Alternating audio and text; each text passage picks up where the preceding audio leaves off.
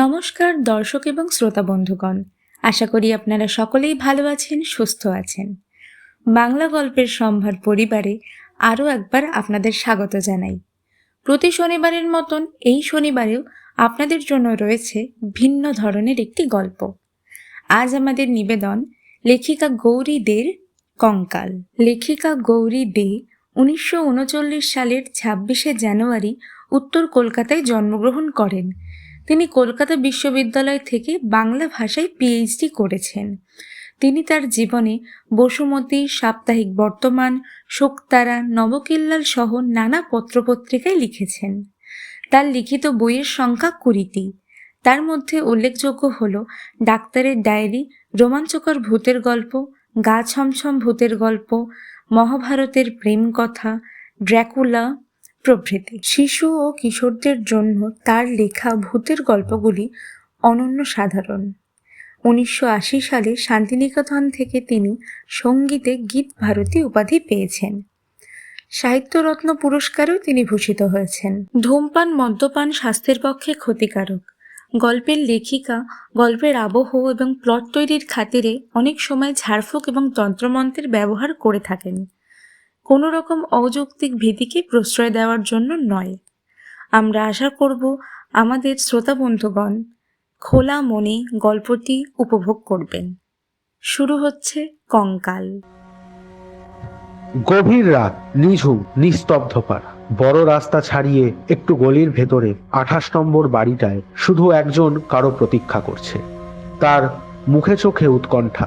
ঘরময় পায়চারি করতে করতে সে একবার খোলা জানালা দিয়ে বাইরেটা দেখে নিচ্ছে। এমন সময় বাইরে একটা অদ্ভুত শব্দ। হঠাৎ শুনলে মনে হবে কোনো নিশাচর পাখি বুঝি ডানা ঝটপট করে উড়ে গেল। লোকটা একটু দাঁড়িয়ে কান পেতে কি যেন শুনল, তারপরে দরজার কাছে এগিয়ে গিয়ে ছিটকিনি খুলে দরজাটা সামান্য ফাঁকা করল।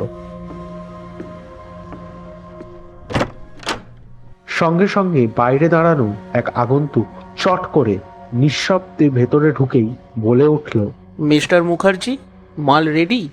আগন্তুককে দেখে সুদীপ মুখার্জির মুখটা কালো হয়ে গেল। বলল, আরো 7টা দিন সময় দিন স্যার, এর মধ্যে মাল জোগাড় হয়ে যাবে। বেশ, এই শেষবার সুযোগ দিচ্ছি, ভবিষ্যতে আর এই সুযোগ পাবেন না বলে রাখলাম। ঠিক 7 দিন বাদে আমি আবার আসবো, আর এবার মাল না পেলে মনে রাখবেন আমার ব্যবসার সঙ্গে আপনার আর কোনো সম্পর্ক থাকবে না। আগাম 2000 টাকাও ফিরিয়ে দিতে হবে নয়তো। লোকটা একবার জ্বলন্ত দৃষ্টিতে সুদেবের দিকে চাইল। সুদেব সেই অন্ধকারের মধ্যেও লোকটার ঠোঁটে দেখল একটা ক্রম শয়তানি হাসি। সুদেব জানে এদের সঙ্গে ব্যবসা না করলে তাকে মরতে হবে এদেরই হাতে। সে যে এখন তাদের অনেক ভেতরের খবর জেনে ফেলেছে, এত বড় বিপদের ঝুঁকি ওরা নেবে না। লোকটা তখনও দাঁড়িয়ে আছে, ওর দিকেই চেয়ে দাঁড়িয়ে আছে। সেটা লক্ষ্য করে তাড়াতাড়ি বলে ওঠে, না না স্যার, এবার ঠিক জোগাড় হয়ে যাবে। 4টে হয়ে গেছে, আর মাত্র 2টো। অন্য সময় তো অসুবিধা হয় না। আসলে এটা শীতকাল কিনা তাই একটু। আমার কৈফিয়ত শোনার সময় নেই মুখার্জি, তবে যাবার আগে আরেকবার মনে করিয়ে দিয়ে যাই, আজ আপনার বাড়ি, সুখ, স্বাচ্ছন্দ্য সবই আমার জন্য। এর জন্য আমি আপনার কাছে চিরকৃতজ্ঞ দস্তিদার সাহেব। হ্যাঁ, মনে আছে কি অবস্থা থেকে আপনাকে তুলে এনেছিলাম? খেতে পেতেন না দেনার দায়ে। জানি স্যার। জানেন তো, আমার ব্যবসার ক্ষতি না করে আর একটু মনোযোগ দিন। মনে রাখবেন, 7 দিনের মধ্যে মাল জোগাড় করতে না পারলে জানেন কি হয়, মাল নয় মৃত্যু। কথা কটা সুদেবের দিকে ছুড়ে দিয়ে নিঃশব্দে বেরিয়ে যায় দস্তিদার। বাইরে গাড়ি স্টার্ট দেবার শব্দ হলো।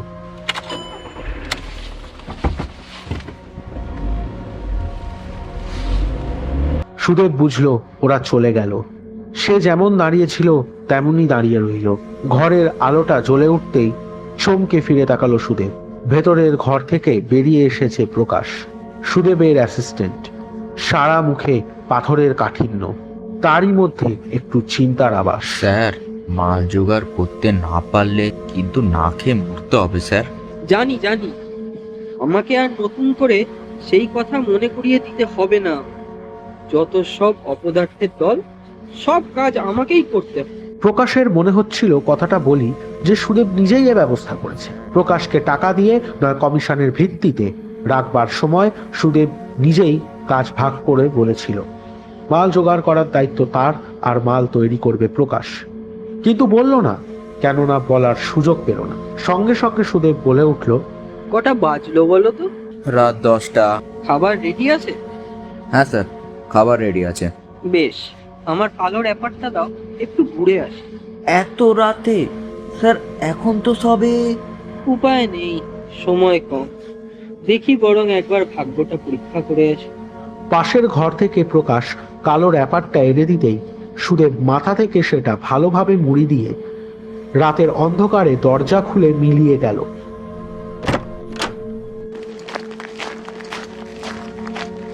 প্রকাশ সেই দিকে তাকিয়ে একটু অপেক্ষা করে দরজায় ছিটকিনি তুলে আলো নিভিয়ে ভেতরের ঘরের দিকে চলে গেল।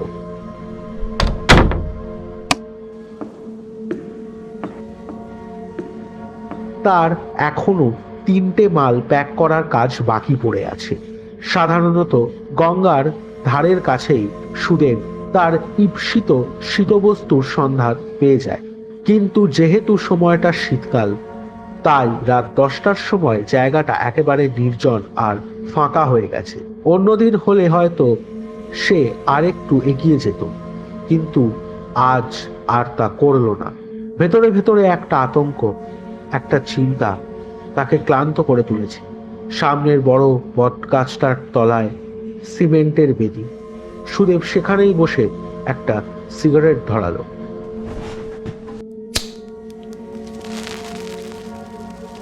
মা আর ছোট বোনের কথা খুব মনে পড়তে লাগলো তার। মাত্র 5 বছর আগে দেনার দায় গ্রামের কুড়ে ঘরটাও বন্ধক রেখে তাকে টাকার সন্ধানে আসতে হয়েছিল কলকাতায়।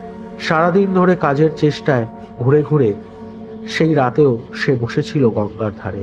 পকেটে টাকা পয়সা নেই, কলের জল খেয়ে কেটেছে দুটো দিন। একবার মনে করছে সামনেই মা গঙ্গা, ডুব দিলেই তো জ্বালা জুড়ায়। পরক্ষণেই মনে পড়ছে মা বোনের মুখটা। টাকা রোজগার করে মহাজনকে সুদ পাঠাতে হবে, নয়তো ওই অসহায় প্রাণী দুটোকে ওরা ভিটে মাটি ছাড়া করবে। কিন্তু কোথায় টাকা? এমন সময় 2টি সন্নামার্কা লোক ওকে দুদিক থেকে চেপে ধরল। অন্ধকারে ভালো বুঝতে পারেনি। ওরা মনে করে টাকা পয়সা ঘড়ি কিছু না কিছু পাওয়া যাবে। পরক্ষণেই তারা ভুল বুঝতে পারে। ওর এক মুখ দাঁড়ি, বাউন্ডুলে চেহারা, ময়লা কাপড় জামা দেখে লোক দুটো নিজেদের মধ্যে মুখ চাওয়াচাওয়ি করলো। তারপর ওকে মুখ বেঁধে নিয়ে চললো রাস্তার ধারে। একটা ট্যাক্সি অপেক্ষা করছিল, তাতে ওরা উঠে বসলো। সুদেবকেও তুললো।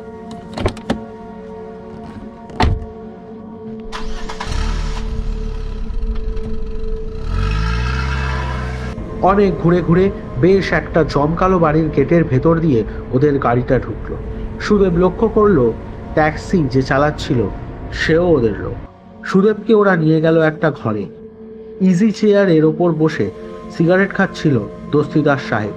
সুদেবকে দেখে বলল, কি হে, এ পথে কতদিন? কোন পথে?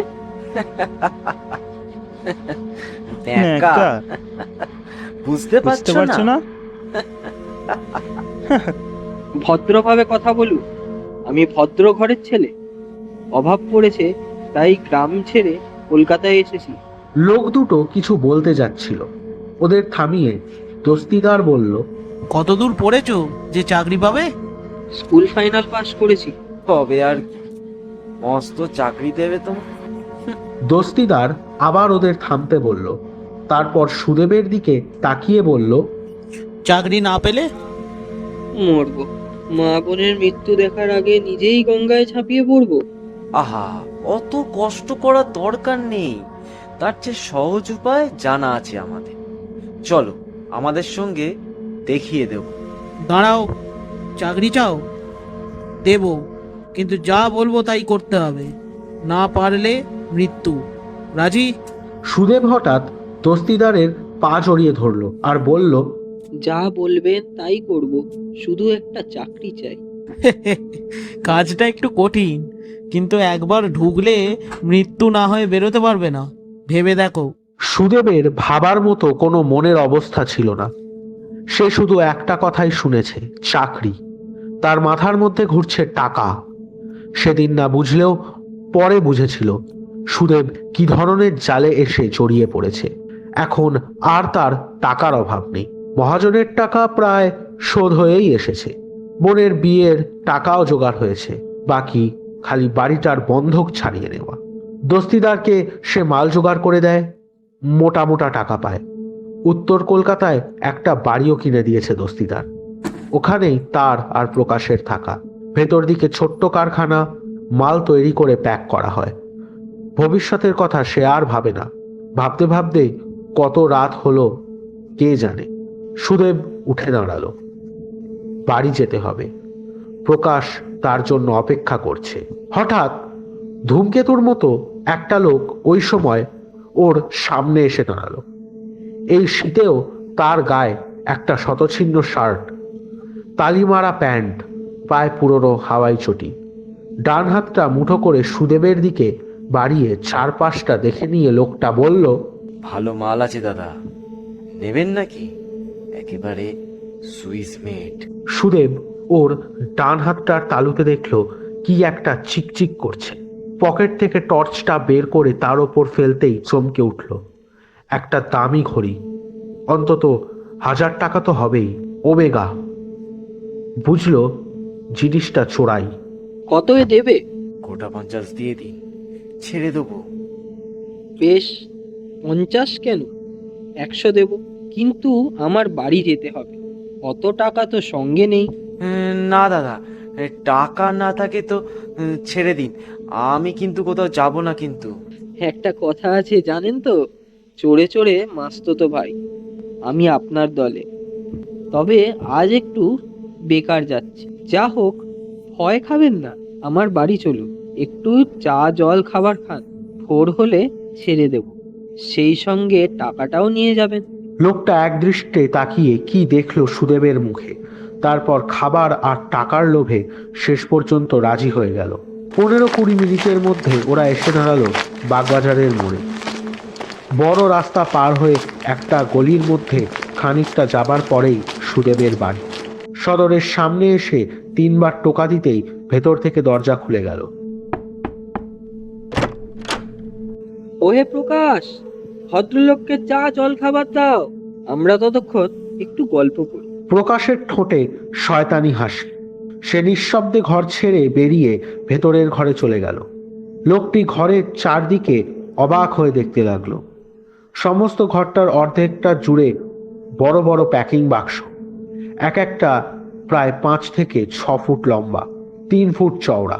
অবাক হচ্ছ? ভেতরে আমাদের একটা কারখানা আছে, তার জন্যে এরকম প্যাকিং বাক্সর দরকার হয়। তা কোথায় আর রাখি, বরং এইগুলোর ওপর বসাও যায়, তাই চারিদিকে ছড়িয়ে রেখেছি।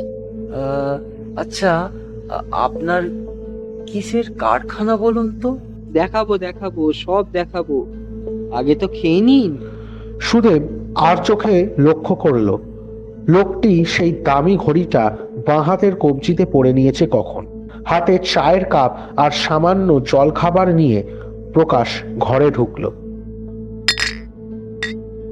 লোকটির সামনে ওগুলো নামিয়ে রাখতেই ব্যস্ত হয়ে সে খাবার নিয়ে খেতে লাগলো। বেশ বোঝা যায় বহুদিন সে অভুক্ত। খাওয়া শেষ হয়ে যাবার পর চায়ের কাপটা মাটিতে নামিয়ে লোকটি হাতের কবজি থেকে ঘড়িটা খুলে সুদেবের দিকে হাতটা বাড়িয়ে দিয়ে বলে, দাদা, তাহলে এবার দামটা দিয়ে দিন, মানে এবার আমরা চলে যাই। হবে হবে, এত তাড়ার কি আছে, একটু বিশ্রাম করুন, এখনো তো গভীর রাত, ভোর হতে অনেক বাকি, ততক্ষণ একটু জিরিয়ে নিন। সুদেব উঠে দাঁড়িয়ে লোকটার হাত ধরে টেনে বলল, চলুন না পাশের ঘরে, একটু জিরিয়ে নেবেন। না দাদা, না দাদা, অনেক করেছে। টাকাটা আমাকে বরং দিয়ে দিন। বুঝতেই তো পারছেন আমার টাকাটা অনেক দরকার। নিশ্চয়ই নিশ্চয়ই, টাকার দরকার নেই বলেন কি? যেমন আপনার দরকার তেমন আমারও দরকার। টাকাই তো পৃথিবীর সব। কি ঠিক বলিনি? সেই গভীর রাতে সুদেবের হাসিতে চমকে উঠল লোকটা। প্রচন্ড একটা অস্বস্তি বোধ করতে লাগলো। কেন জানি তার মনে হতে লাগলো তার সামনে বিপদ। ছটফট করে উঠল সে। সে বলল, আহ, থাক টাকা, আ- আমি বরং আমি বরং যাই, বুঝলেন? এবার প্রায় জোর করে ওকে পাশের ঘরের দিকে নিয়ে চলল সুদেব। আশ্চর্যজনকভাবে লোকটার গায়ে কোনো শক্তি, একটুও শক্তি ছিল না। ঝিম ধরা মাথায় বিড়বিড় করে সে বলল, আমাকে আমাকে আমাকে ছেড়ে দিন, আমাকে ছেড়ে দিন দয়া করে, আমাকে ছেড়ে দিন দয়া করে, আমাকে ছেড়ে দিন দয়া করে, আমাকে ছেড়ে দিন দয়া করে। ততক্ষণে মাঝের ঘর পেরিয়ে ওরা আর একটা ছোট ঘরে পৌঁছে গেছে। সুদেব লোকটিকে প্রায় জোর করে টেনে আনছিল। ওর কথা শুনে আবার একবার হেসে উঠে বলে, দয়া কে কাকে করে?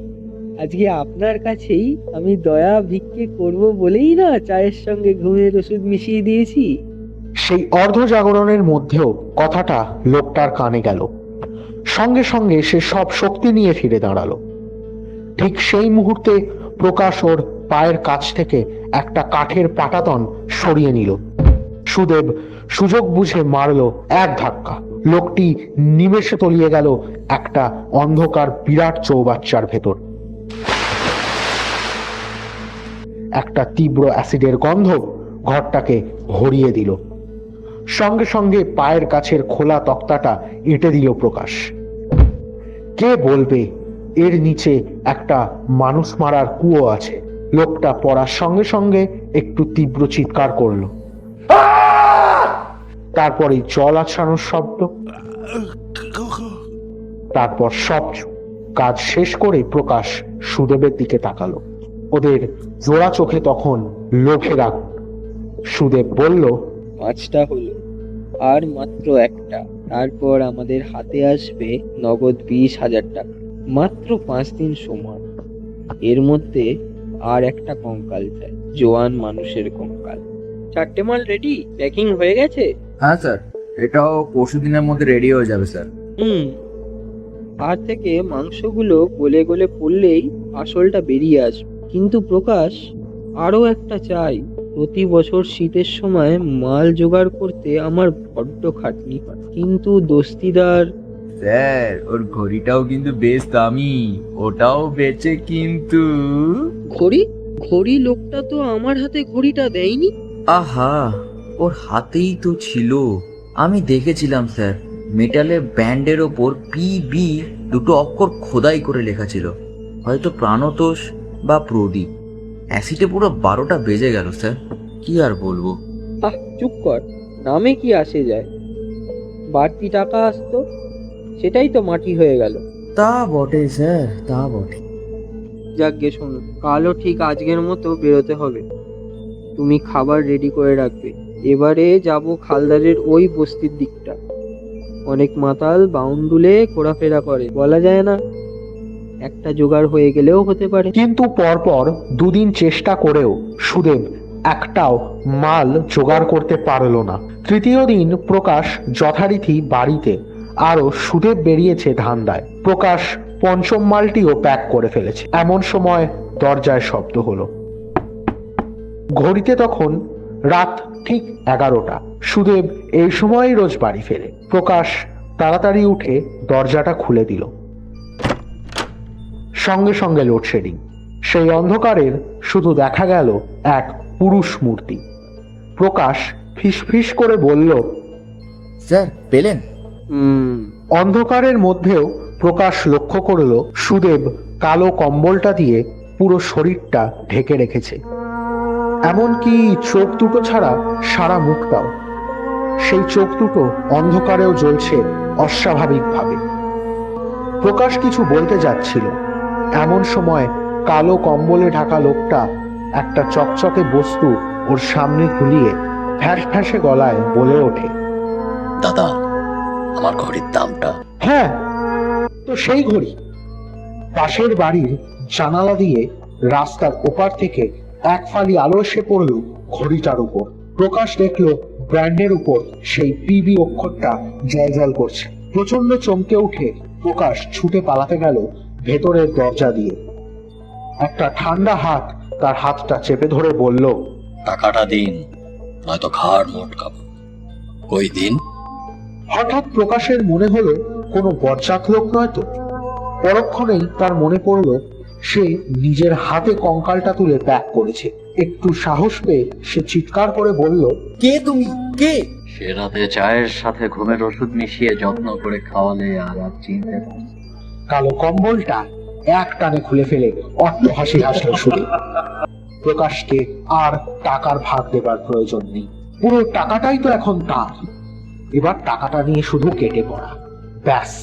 দস্তিদারের চোখে ধুলো দিয়ে সোজা দেশে পালানো, কিছুদিন গা ঢাকা দিয়ে থাকা, তারপর আর এ পথে। হঠাৎ ওর নজর পড়লো ঘড়িটার দিকে। প্রকাশকে সে জানতে দেয়নি। লোকটিকে ধাক্কা মেরে চৌবাচ্চায় ফেলবার সময় তার হাত থেকে ঘড়িটা ছিটকে এসে তার পায়ের কাছেই পড়ে। তারপর সে প্রকাশের অলক্ষ্যে নিঃশব্দে সেটা তুলে রাখে পকেট। ইচ্ছে ছিল ঘড়িটা বেচে কিছু টাকা আনবে, কিন্তু হঠাৎ তার মাথায় অন্য মতলব খেলে গেল। কদিন ধরে যখন আর একটা জোয়ান জোগাড় করতে পারলো না, তখনই ও ঠিক করলো একটা না একটা উপায় খুঁজে পেতেই হবে। দস্তিদারের হাতে সে মরতে রাজি নয়। কটা দিন কটা রাত সে চিন্তায় পাগল হয়ে রইল। শেষকালে আর কোনো উপায় না দেখে ও এই শেষ রাস্তাটাই বেছে নিল।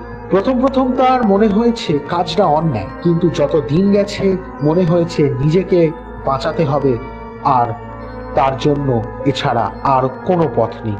মনে হয়েছে সে না মরলে পয়সার লোভে প্রকাশই তাকে কোনোদিন মেরে ফেলবে। প্রকাশের চোখ দুটো টাকার কথায় কেমন লোভে চিকচিক করে, এটা সে বারবার লক্ষ্য করেছে। দিন তিনেক পরে এক রাতে দস্তিদার সাহেবের লরি এসে দাঁড়ালো সুদেবের বাড়ির সামনে। গুনে গুনে 6টা বাক্স লরিতে তোলার পর এক গোছা টাকা দিল দস্তিদার। বলল, ভবিষ্যতে আর এমনি সময় দেব না, মনে থাকে যেন। সুদেব মাথা নাড়ল আর মনে মনে বলল, এবার কে কাকে জব্দ করে দেখা যাক। লরিটা চলে যেতে টাকাটা সুদেব আলমারিতে রাখতে গিয়েও রাখলো না। হংকংয়ে হালকা কাঠ, চুরি হয়ে যায় যদি, তার চেয়ে বরং বিছানার গদির নিচেই থাক। দামি হাত ঘড়িটা সে ইচ্ছে করেই বিক্রি করেন, চোরাই মাল, বিক্রি করতে গেলে বিপদ, তাছাড়া কটাকাই বা আসবে। তার চেয়ে তার নিজের একটা ভালো ঘড়ির দরকার ছিল। বাঁ হাতে বাঁধা ঘড়িটার দিকে চোখ পড়তেই চমকে উঠল সুদেব। রাত 10টা বাজে। হোটেল বন্ধ হয়ে গেলে খাবে কি? তাড়াতাড়ি উঠে সোয়েটারটা পরে ঘরের আলো নিভিয়ে ও বাইরে এসে দাঁড়ালো। ফাঁকা ঘর, এক গাদা টাকা রয়েছে। যদি আবার ইতিমধ্যে না, টাকা করে সে পাগল হলো নাকি কে জানবে। সে গদির নিচে 20,000 টাকা লুকিয়ে রেখেছে। তবুও সুদেব সদরে দুটো তালা লাগালো। তারপর শীষ দিতে দিতে এগিয়ে গেল মোড়ের হোটেলটার দিকে।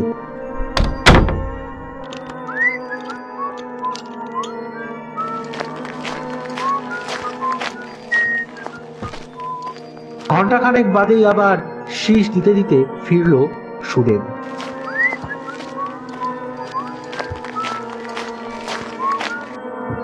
মনটা তার দারুণ ভরে আছে, কেমন যেন নিজেকে খুব স্বাধীন মনে হচ্ছে, একটা মুক্তির আনন্দ। কিন্তু এ কি, চাবি দিয়ে তালা দুটো খুলে ফেলার পরও দরজাটা খুলছে না কেন?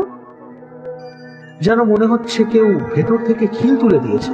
তবে কি যা ভয় করছিল সেইটাই হয়েছে? চিন্তায় ভাবনায় সুদেবের মতো পাষণ্ডের বুকও কেঁপে উঠল। তার মনে হলো দস্তিদার সাহেব আবার ফিরে আসেনি তো। ঠিক সেই মুহূর্তে তার মাথায় এলো না দস্তিদার এলেও গাড়িতে আসবে, আর সেই গাড়ি দাঁড়িয়ে থাকবে কাছে পিঠে। হঠাৎ সে এক অদ্ভুত কাজ করল। তার পুরনো সংকেত মতো দরজার গায়ে খুব ধীরে ধীরে টোকাল। নিঃশব্দে দরজা খুলে গেল। সুদেব সতর্ক দৃষ্টিতে সন্তর্পণে ঘরে ঢুকল। আলো জ্বাললো, চারদিক লক্ষ্য করে দেখলো কাউকে দেখতে পেল। আর টাকাটা? তাড়াতাড়ি ও এগিয়ে গেল পাশের ঘরের বিছানার দিকে। গদিটা তোলবার জন্য একটু নিচু হতেই দেখলো বিছানার ওপর কম্বল চাপা দিয়ে শুয়ে রয়েছে একটা মানুষ। আর একটু হলেই সে চিৎকার করে উঠত। খুব জোরে সামলে নিল নিজেকে। পাশের টেবিলের ড্রয়ারটা খুলে তার ভেতর থেকে ধীরে ধীরে বের করে আনলো সাইলেন্সার লাগানো একটা পিস্তল। তারপর চোখের পলকে লোকটার মাথা লক্ষ্য করে পরপর 3 বার গুলি ছুড়ল, কিন্তু গুলিগুলো মাথার বালিশের ভেতর ঢুকে গেল পটপট শব্দ তুলে। লোকটা একটুও নড়ল না। সুদেবের শির দাঁড়াবে একটা বরফ শীতল শিহরণ নেমে গেল নিচের দিকে।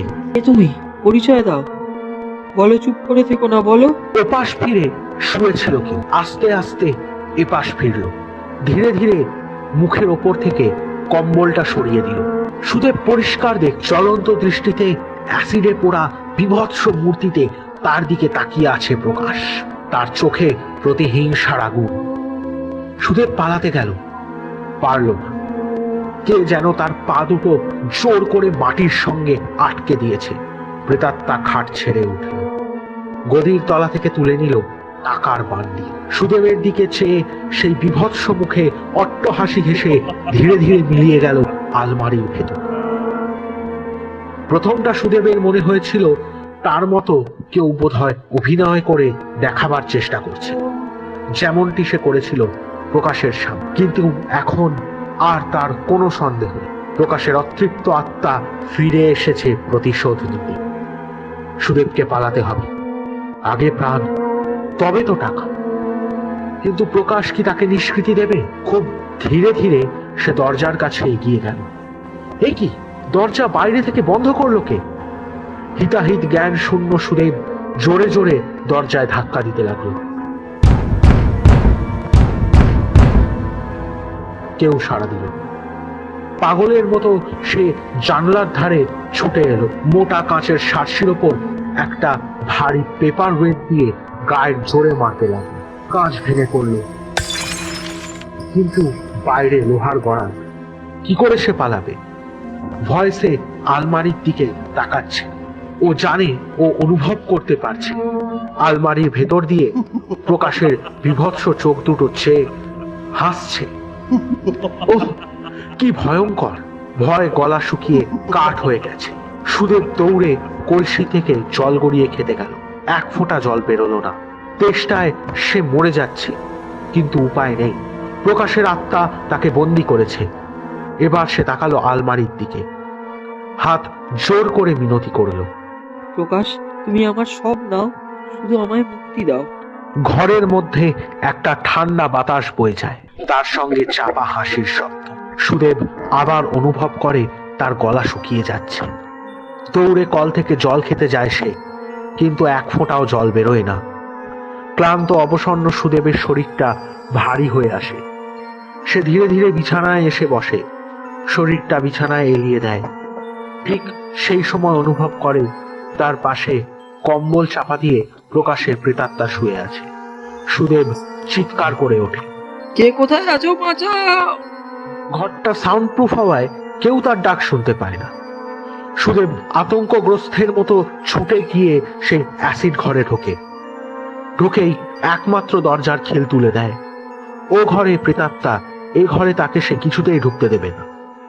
দরজার ওপর 3 বার ঠক ঠক শব্দ। সুদেব দেওয়াল ঘেঁষে দাঁড়ায়। না, সে কিছুতেই দরজা খুলবে না। সামনেই সেই অ্যাসিডের চৌবাচ্চা। সুদেবের মনে পড়ে কদিন আগেই সে প্রকাশের কঙ্কালটা তুলে প্যাক করেছে। এ ব্যাপারে তো আজ নতুন নয়, কিন্তু কোনোদিন তো এমন ঘটনা ঘটেনি। বাইরের লোক তার চিৎকার শুনতে পাচ্ছে না কেন? হঠাৎ তার মনে পড়ল ভেতরের চিৎকার বাইরে থেকে যাতে শোনা না যায়, তার জন্য সব ঘরের জানলাগুলোতে মোটা কাঁচ লাগিয়েছিল দস্তিদার। তবে সে কি করবে এখন? যদি কোনো বদমাশ লোকের কাজও হয় এটা, তবুও তো তার আর কিছু করার নেই। কিন্তু সে তো পরিষ্কার দেখেছে প্রকাশের বিভৎস মুখ। প্রকাশ তো তার খুনের প্রতিশোধ নিতে এসেছে। খুন! কথাটা ভাবতেই সমস্ত শরীর হিম হয়ে গেল সুদেব। সে দরজার দিকে এক দৃষ্টে তাকিয়ে রইল। দরজায় খটখট শব্দ ক্রমশ বাড়ছে। মনে হচ্ছে দরজাটা যেন এক্ষুনি ভেঙে পড়বে। সুদেব এক পা করে পেছোতে লাগলো। সেই অ্যাসিডের চৌবাচ্চার ধারে এসে দাঁড়ালো। সঙ্গে সঙ্গে দরজায় ধাক্কা দেওয়া বন্ধ হয়ে গেল।